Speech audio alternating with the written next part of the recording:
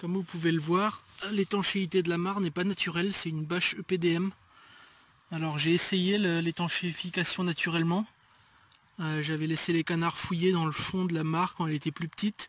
Et j'espérais que ça stratifie, que la vase qui soulève aurait déposé avec les grains les plus gros en bas et des grains de plus en plus fins avec l'argile au sommet. Ça aurait fait une couche d'argile, si elle est suffisamment épaisse, qui aurait pu imperméabiliser le fond. Mais après cette expérience, j'ai conclu qu'en fait j'avais pas d'argile dans mon terrain, ou vraiment très peu. Ce qui ressemblait à de l'argile, que je pensais de l'argile au début, c'est en fait des petits grains d'ardoise très très fins. Donc c'est plus sableux mais avec des grains vraiment très fins. Donc tant qu'on l'a pas dans la main et qu'on remarque pas que c'est très friable, on peut avoir l'impression que c'est une argile bleue, mais ça n'en était pas. Donc voilà, moi je suis passé à de l'EPDM. Et le PDM, malheureusement, on peut pas vraiment planter des plantes dedans. Donc on n'a pas d'accès à la terre qui est sous l'eau. Donc sur certaines marches, là j'ai mis des graviers avec quelques poignées de sable. Il n'y a pas grand chose qui pousse naturellement dedans.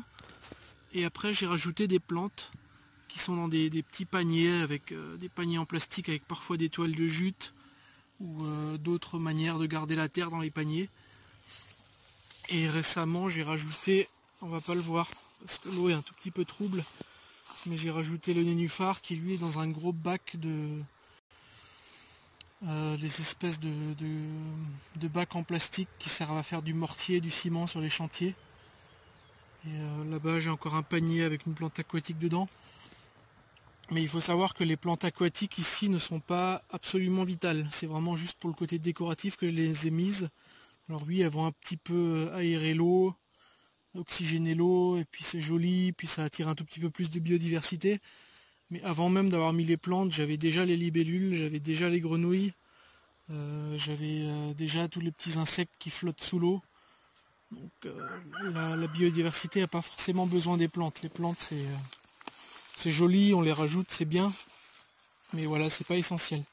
Donc même si vous pouvez pas faire de mare parce que votre terrain n'est pas naturellement étanche, je vous conseille de quand même le faire artificiellement, parce que ça attire vraiment beaucoup de vie et de biodiversité d'avoir un point d'eau permanent. C'est quelque chose qui est assez irremplaçable, un accès à l'eau permanent. Et voilà. Alors ce que je peux vous conseiller, c'est moi j'ai fait des marches de ce côté là, donc ça descend de 20 ou 30 cm à chaque marche, et puis à un moment donné ça plonge de 50 ou 60 cm dans le fond, et à l'arrière c'est vraiment très raide. Donc j'ai fait le plus raide possible sans que ça s'écroule, et après j'ai mis la bâche par dessus, j'ai rempli d'eau rapidement avant que ça s'écroule quand même, et j'ai une profondeur d'eau d'à peu près 1,50 m au milieu, dans le fond là-bas. Et 1,50 m, ça me semble être un minimum pour avoir une poche d'eau un peu froide, même par canicule, parce que si on n'a pas d'eau froide dans un bassin, ça veut dire qu'à un moment donné, on n'a plus du tout d'oxygène, et c'est pas bon pour la vie du bassin. Donc il faudrait faire encore plus profond, mais plus on essaye de faire profond, plus il faut faire étendu, parce que sinon on a des berges qui sont trop raides. Et des berges progressives, c'est bien aussi pour l'accès à d'autres animaux à la mare qui peuvent du coup en sortir et y rentrer. Je sais pas ce qui rentre la nuit s'abreuver dans la mare, mais je pense que tous les rongeurs du terrain doivent le faire. Et voilà.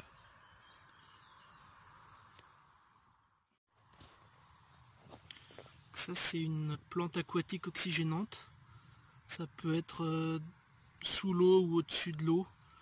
Alors ça survivait tant que c'était complètement sous l'eau.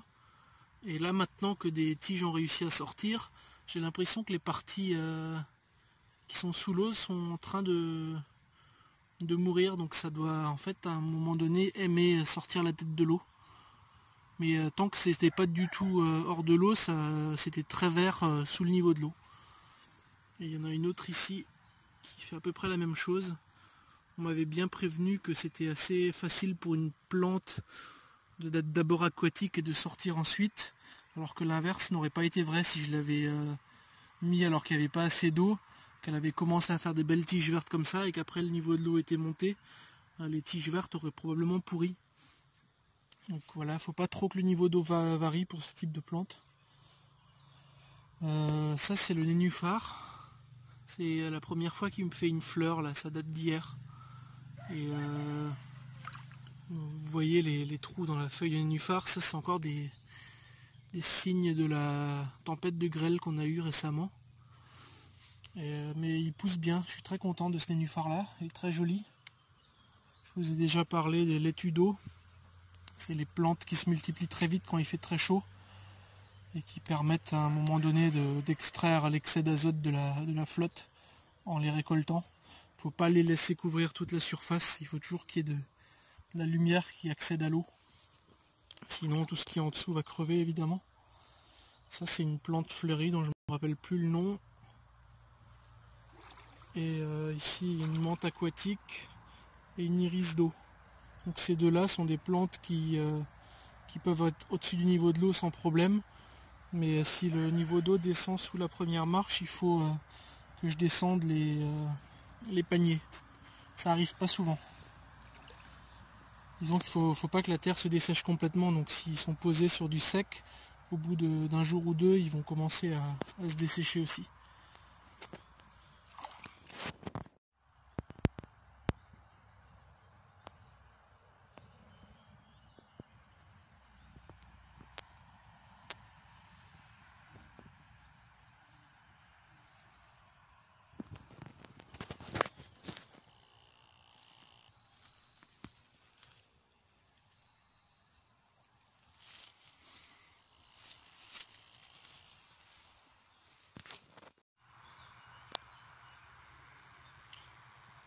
Je pense que les libellules volent très vite et que ça va pas vraiment se voir sur la vidéo, mais là j'ai 3 variétés de libellules qui passent devant moi.